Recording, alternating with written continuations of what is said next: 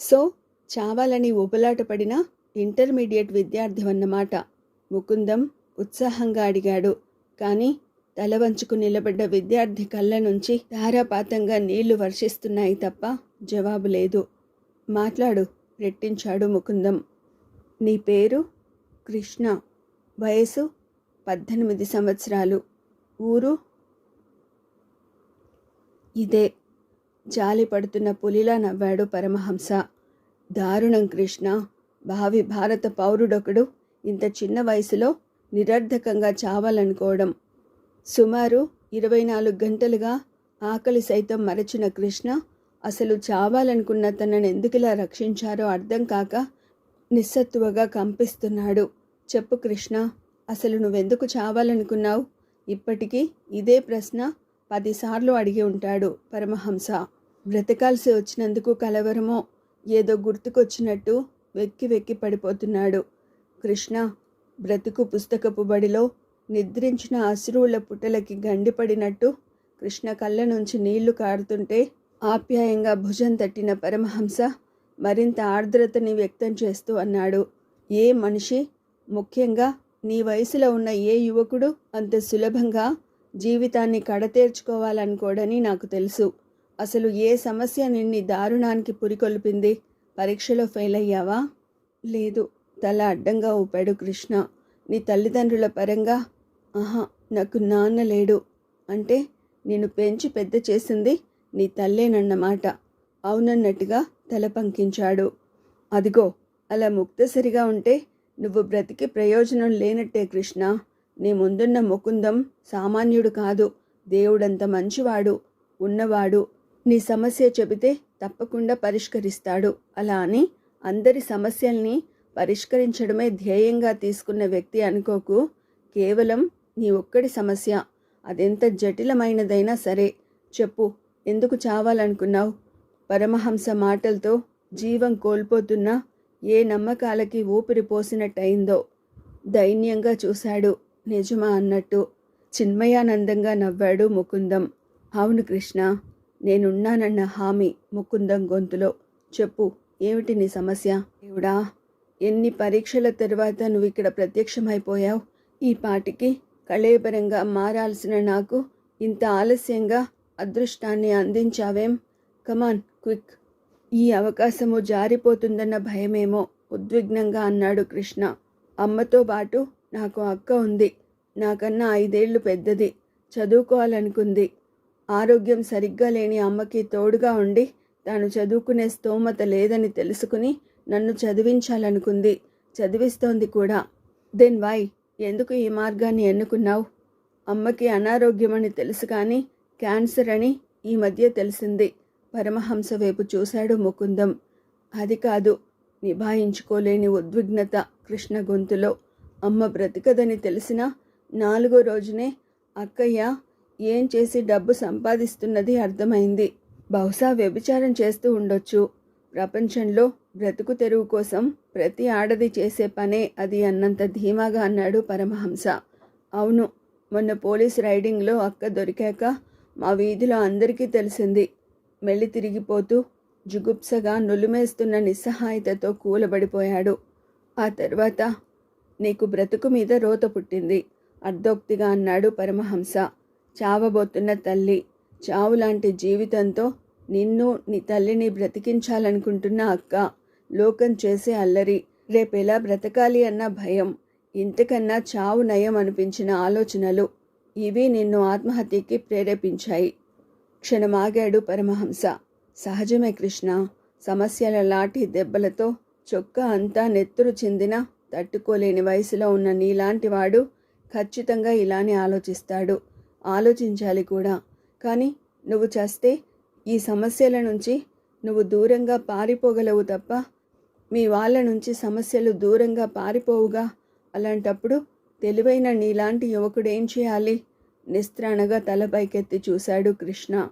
అవును కృష్ణ, చావుని ఆహ్వానించడానికి సిద్ధపడిన నువ్వు నీ బ్రతుక్కి వెలకట్టైనా నీ వాళ్ళకి కొంత ఆసరా అందియాలి. అర్థం కాలేదు కృష్ణకి. నిజమే, అలాంటి అవకాశమే వస్తే అనువంతైనా తన బ్రతుక్కి అర్థం కల్పించుకోవాలనుకున్నాడు. కానీ ఎలా? హఠాత్తుగా నీకు 1,00,000 ఇస్తామంటే బ్రెయిన్ వాష్ ప్రారంభించేశాడు పరమహంస. దేనికైనా సిద్ధపడతావు కదూ, అవసరమైతే హత్య చేయడానికైనా. కృష్ణ కళ్ళల్లో భయం పేరుకుంది. కానీ నీకంత ధైర్యం లేదు కదూ. లేదంటే 1,00,000 అదృష్టం చేజారిపోయేట్టుంది కంగారుగా అన్నాడు కృష్ణ. ఆహా, అంత డబ్బిస్తానంటే కష్టమైనా హత్య చేస్తానంటావు నవ్వేశాడు పరమహంస. కానీ దానికి గట్స్ కావాలి కృష్ణ. అవే ఉంటే నువ్విలా పిరికి పందలా ఆత్మహత్యకి సిద్ధపడేవాడివి కాదు. సో నీలాంటి వాడికి హత్య కన్నా ఆత్మహత్య సులభం. కరెన్సీ నోట్లని కృష్ణ ముందు గిరాటేశాడు పరమహంస. అక్కడ నిశ్శబ్దం ఆవరించింది. ఇదంతా, అంత డబ్బుని ఎప్పుడూ చూసి ఎరగని కృష్ణ తడబడిపోతున్నాడు. నీకోసమే కృష్ణ. నిజంగా నమ్మలేకపోతున్నాడేమో. కత్తి మొనల్లా పదునుగా ఉన్న కరెన్సీ అంచుల్ని ఉద్వేగంగా స్పృశించాడు. నిజం కృష్ణ, నీ మీద జాలితో, నీ పరంగా నీ కుటుంబానికి మేలు జరగాలన్న ఆలోచనతో ముకుందం గారు అడ్వాన్స్గా నీకిస్తున్న 50,000. ఆనందం, ఆందోళన, తత్తరపాటు. అందాక ఇది తీసుకో. ఆనక అంటే మరో 2 రోజుల్లో నీకు మిగతా 50,000 ఇస్తాను. ఏం చేయాలి నేను?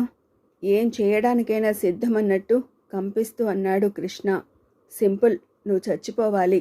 నిప్పును తాకినట్టు గభాలన చేతుల్ని వెనక్కి తీసుకున్నాడు కృష్ణ. అవును కృష్ణ, ఎందుకు కొరగాకుండా చావాలనుకున్న నువ్వు నీ బ్రతుకుని 1,00,000 ఖరీదుతో మా కోసం వెచ్చించాలి. ఇలాంటి బేరాలు ఉంటాయని తెలియని కృష్ణ అవాక్కై చూస్తున్నాడు. ఎలా అంటే ఆత్మాహుతికి సిద్ధపడి చేయాల్సింది చెప్పుకుపోయాడు పరమహంస. ఈ డబ్బును తీసుకున్న నువ్వు ఎల్లుండి సాయంకాలానికల్లా మిగతా డబ్బుని తీసుకుంటావు. అది తీసుకున్న అరగంట కల్లా నీ కుటుంబానికి అందించి వెంటనే డబ్బుతో పాటు మేమందించే లీటర్ పెట్రోల్ని నీ ఒంటిపై పోసుకుని మేం చెప్పిన చోట చావాలి. కాకపోతే చచ్చే ముందు నువ్వు సీతారామరాజు అమర్ రహే అంటూ ఓ 2 సార్లు గట్టిగా గావు కేకలు పెట్టాలి. బస్, అంతే. ముందు భయం అనిపించింది. ఆ తర్వాత కాదంటే ఈ డబ్బు దక్కదన్న విషయమో స్ఫురించింది. ఆలోచించుకో కృష్ణ, నువ్వు చస్తే అమరవీరుడు కృష్ణ అనే ఖ్యాతి మాత్రమే కాదు, నిస్సహాయంగా ఉన్న నీ కుటుంబానికి 1,00,000 రూపాయల రాబడి, నీ తల్లికి ట్రీట్మెంట్, నీ అక్క ఇక వ్యభిచారం చేయనవసరం లేని పరిస్థితి, నీలాంటి వంశాంకురాన్ని కన్నా నీ తల్లికి జాతి నివాళుల బ్రహ్మరథం.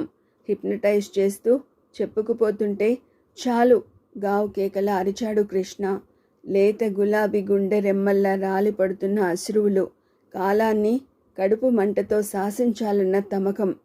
చేస్తాను, కాదు చస్తాను. ఈ డబ్బంతా నాకు ఇస్తానంటే ఇంకా దారుణంగా అయినా చస్తాను. గుడ్, అభినందించాడు పరమహంస.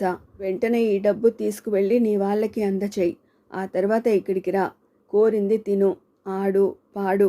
మిగిలిన స్వల్పకాలం ఏం కావాలంటే అది, ఎలా బ్రతకాలి అంటే అలా, నీ ఇష్టం వచ్చినట్టు వెళ్ళడానికి ఉద్యుక్తుడయ్యాడు కృష్ణ.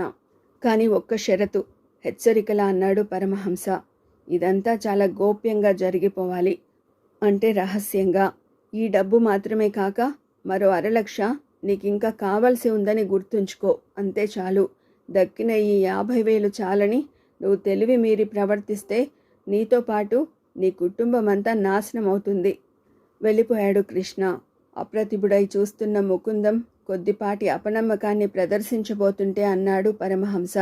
తిరిగి రాడన్న అనుమానం నీకక్కర్లేదు ముకుందం. ఈ తరగతి మనుషుల గురించి నాకు బాగా తెలుసు. కృష్ణ పెదవి విప్పకముందే అతడి వివరాలన్నీ సేకరించాను. నేను కావాలనే ఇప్పుడు ఇంటికి పంపాను. ఈ ఒక్క రాత్రి తన వాళ్లతో గడిపి రేపు ఉదయానికల్లా ఇక్కడికి వస్తాడు. ఆ మాత్రం అవకాశం ఇవ్వడం తప్పు కాదుగా. ఇప్పుడేం చేయబోతున్నారు చెప్పాడు పరమహంస ప్రసన్నంగా. ఈ సాయంకాలానికల్లా ఓ తెలుగు దినపత్రిక ఈవినింగ్ ఎడిషన్ రిలీజ్ చేస్తుంది. అందులో బ్రహ్మాజీ చెక్కు చెదరని ధీశాలి గురించి మాత్రమే కాక ఎల్లుండి సాయంకాలం అంబేద్కర్ విగ్రహం దగ్గర ఆత్మాహుతి చేసుకోబోతున్న ఓ విద్యార్థి స్టేట్మెంట్ గురించి ప్రజలకు తెలియచెబుతుంది. హఠాత్తుగా నగరంలో, ముఖ్యంగా విద్యార్థి లోకంలో సంచలనం రేగుతుంది. ఆ విద్యార్థిని అరెస్ట్ చేయాలని పోలీసు బలగం రంగంలోకి దిగుతుంది. కానీ ఆ విద్యార్థి ఎవరో తెలియక చేష్టలుడిగి నిలబడిపోతుంది. సీతారామరాజు విషయంలో బ్రిటిష్ వాళ్ళ చేత క్షమార్పణలు చెప్పించలేని రాష్ట్ర కేంద్ర ప్రభుత్వాలపై అక్కసుతోనే రేపటికల్లా రాష్ట్రం సరిహద్దుల్ని దాటి పార్లమెంటు భవనంలోనూ ప్రవేశించి దేశ స్థాయిలో అలజడిని సృష్టిస్తుంది. అంటే కృష్ణ అనబడే ఈ నిప్పురవ్వ ఆరిపోతూ సైతం విద్యార్థి లోకం మండేంత దావానలమైపోతుంది. ఇంకెంత, మరో 49 గంటలు అంతే. వ్యవస్థకి విషద్రావకం ఎక్కించి ఆడుకోగల పరమహంస నమ్మకం తప్పు కాలేదు. కృష్ణ మరణానికి సిద్ధపడిన మాట నిజమే. అయినా డబ్బు తీసుకుని సరాసరి ఇంటికి వెళ్ళలేదు. ముందు ఓ ప్రాణ స్నేహితుణ్ణి కలిశాడు. అది చాలా తప్పనిసరై పరమహంస ఊహించలేని నిజం కూడా ఇదే. ఆ సాయంకాలం నగరం నిజంగానే అట్టుడికిపోయింది. దానికి కారణం ఓ ఈవినింగ్ ఎడిషన్లో ప్రచురించబడిన సంచలన వార్త. దారికి రాని ప్రభుత్వంపై అసహనంతో ఓ విద్యార్థి చేసుకోబోతున్న ఆత్మాహుతి. శుక్రవారం సాయంకాలం 5 గంటలకి నగరంలోని అంబేద్కర్ విగ్రహం వద్ద పెట్రోల్ పోసుకుని ఆత్మాహుతికి సిద్ధపడుతున్నట్టు మా పత్రికా కార్యాలయానికి ఓ కాలేజీ స్టూడెంట్ ఫోన్ చేయడం జరిగింది. ఆ విద్యార్థి అంతకన్నా వివరాలు అందించలేదు. కానీ సీతారామరాజు విషయంలో బ్రిటిష్ ప్రభుత్వం దారికి వచ్చి క్షమార్పణలు చెప్పి తీరాలన్న ఆలోచనకి తొలి సమిధలా తను ఆహుతి కావాలనుకుంటున్నట్టు తెలియజేశాడు. అంతేకాకుండా బ్రహ్మాజీ వంటి నిష్కలంక దేశభక్తుడు తన మరణంతో నిరాహార దీక్ష విరమించాలని తనలాంటి విద్యార్థులని కూడా ఉద్ఘాటించాడు. చెప్పబడిపోతున్న బ్రహ్మాజీ ఉద్యమానికి ఊపిరిలా వేడినందించిన ఈ వార్త అపరాత్రి దాకా అందరూ చర్చించుకుంటున్న సమయంలో మురికివాడలోని చిన్న పెంకుటింటిలో అడుగుపెట్టాడు కృష్ణ. ఆరిపోవాలని వెలుగుతున్న కన్నీటి దీపంలా నులక మంచంపై అమ్మ, ఎక్కుపెట్టిన ప్రశ్నలా ఓ మూల కూర్చున్న అక్కయ్య. మసక వెలుతురు అయితేనేం గుర్తించాడు ఇంటికొచ్చిన కృష్ణని. కృష్ణ ముందు చుట్టేసింది అక్కే. అది కాదు, కృష్ణని అంతగా కలవరపరిచింది. కలత చెందిన కృష్ణ ఇల్లు వదిలి వెళ్ళడానికి తనే కారణమనిపించి ఎన్ని గంటలు కలవరపడిందో ఆమె చెంపలపై చారికలు స్పష్టం చేస్తున్నాయి. నేను తప్పు చేశాను, నిజమే. అంతదానికి అమ్మని కూడా కాదని ఎలా వెళ్ళగలిగావు? మామూలుగా అయితే అక్క గొంతులోని ఆర్ద్రతకి బావురుమంటూ గుండెలవిసేలా ఏడ్చేవాడే. కానీ కన్నీళ్లు సైతం ఆవిరైన అంతిమ క్షణాలాయే. నెమ్మదిగా అమ్మ దగ్గరకు వెళ్ళాడు. ఆమె లోతు కళ్ళల్లో సుడులు తిరుగుతున్న కన్నీళ్లు. ఏ భాష్యాన్ని చెప్పలేక పెదవులు అదురుతున్నా కానీ ఈ 2 రోజులు అమ్మెంత కలవరపడింది అర్థమైపోయింది. ప్రశ్నలు కావు, చితికిపోతున్న శరీరం ఇంకెంతకాలం నేనుండేది అంటూ చెబుతున్న కోట్ల జవాబుల్లా అమ్మ కంపించిపోయింది. అమ్మా అమ్మా, ఎందుకే 2 రోజుల నా దూరాన్ని భరించలేని నువ్వు రేపు శాశ్వతంగా కనుమరుగైతే ఎలా తట్టుకోగలవమ్మా? చచ్చిపోయి ఉంటే ఇప్పుడు నీకు కనిపించేవాడు కాదమ్మా. చెరిగిపోతున్న ఈ నుదుటి గీతల్లో నువ్వు వెతుక్కోవాల్సిందే కడుపు కోతను కాదే. ఉరికొయ్యకు వేలాడుతున్న వాన చుక్కలాంటి నన్ను మన్నించి మరిచిపోవే పిచ్చి తల్లి. నాన్న పిలిచింది ఆర్తిగా, ఆర్ద్రంగా. మళ్ళీ వినిపించని పిలుపు అనిపించిందేమో. కృష్ణ కంటి నుంచి ఓ నీటి బొట్టు రాలిపడింది. మీ అక్క తప్పు చేసినా అమ్మ రొప్పుతోంది. గుండె లోయల తుఫానుని గొంతు దాకా మరల్చలేనట్టు. నా కోసం, నీ కోసం నాన్న, ఏ తల్లి అంగీకరించనిదే. కానీ ఏం చేస్తాం? కన్నానే కానీ మీకు కడుపు నిండా అన్నమైనా పెట్టగలిగానా? బ్రతికి ఉన్నానే కానీ ఎంతకాలం బ్రతుకుతానో చెప్పగలనా? నా ముద్దుల తండ్రి, నేను కాలేక నా ఒంట్లో రక్తాన్ని పాలుగా మార్చుకోగలిగే శక్తి ఉన్నా మీ కడుపు నింపుతూ రాలిపోయేదాన్ని కదమ్మా. మంచు పొరలా ఉన్న మగత చెరిగి ఇప్పుడే రూపుదిద్దుకుంటున్న కొత్త వ్యక్తిగా పైకి లేచాడు. తను తీసుకొచ్చిన ప్యాకెట్ సంగతి అప్పుడే గుర్తుకొచ్చినట్టు ఉత్సాహంగా విప్పాడు. 2 ప్యాకెట్స్ నిండా అన్నం. అదే అక్కని వ్యభిచారిగా మార్చింది. తనని ప్రపంచానికి దూరంగా నెడుతున్నది కూడా. అక్క తీసుకో, ఇది కాదు తినేయి. కావాలంటే ఇంకా తెస్తాను, తేగలను. మరేం? ఉద్విగ్నంగా చెబుతుంటే నిర్విణ్ణురాలై చూస్తోంది అక్క పార్వతి. ఆ స్థితిలో కూడా నేను దొంగతనం చేయలేదక్కా. తనను అనుమానిస్తున్నట్టు చూస్తోంది అక్క. అలా చూడ్డం నచ్చలేదు. బ్రతుకోడ్చి అలా అనరేమో కదూ. చెమటోడ్చి సంపాదించిన డబ్బుతో కొన్నది. అవును అమ్మా, నీకు కూడా. నిన్న కాక మొన్నటి దాకా పసిపిల్లాడు, మగాడైపోయాడు. మునగాడిలాగా ధైర్యం చెబుతున్నాడు. కాదంటే అలిగిపోతాడేమో అందుకుంది పార్వతి. ఆర్తిగా తింటూ అమ్మకి నాన్నలా గోరుముద్దలు తినిపిస్తున్న కృష్ణని ఆశ్చర్యంగా చూస్తోంది. చాలు నాన్న, తల్లి వారిస్తున్నా వినడం లేదు కృష్ణ. ఇంతకు మించి ఇక అవకాశం రాదన్నట్టు బ్రతిమాలి తినిపించాలనుకున్నాడు. అలా అనకూడదమ్మా. ఇది నా తొలి సంపాదనతో తెచ్చిన అన్నం. కళ్ళ నుంచి నీళ్లు రాలుతున్నాయన్న విషయం మరిచి ఉన్మాదిలా నవ్వేస్తున్నాడు.